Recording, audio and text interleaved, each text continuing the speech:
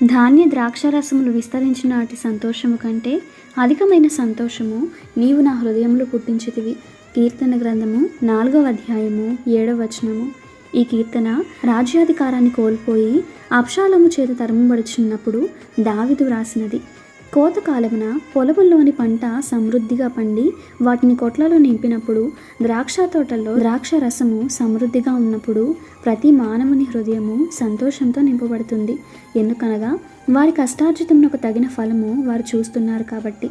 కానీ దావీదు మహారాజు అంటున్నాడు, ధాన్య ద్రాక్ష రసములు విస్తరించినప్పటికంటే అధికమైన సంతోషము నా హృదయంలో నింపబడినది అని.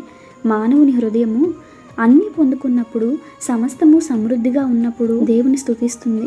కానీ క్రైస్తవుని జీవితము ఎలా ఉండాలో తెలుసా?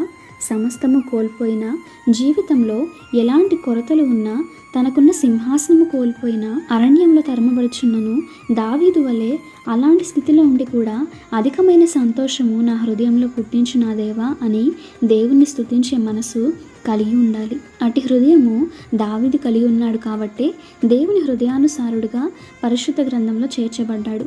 కోల్పోయిన తన సింహాసనాన్ని మరలా పొందుకున్నాడు. నువ్వు కూడా ఏ పరిస్థితిలో ఉన్నా దావీదు వలె స్తుతించగలిగే హృదయం నీకున్నట్లయితే కోల్పోయిన నీ సమస్తాన్ని దేవుడు నీకు తిరిగి ఇవ్వగలడు. దావీదు కలిగినటి సంతోషాన్ని మీ హృదయంలో కూడా నింపగల దేవుని ఆశ్రయించు.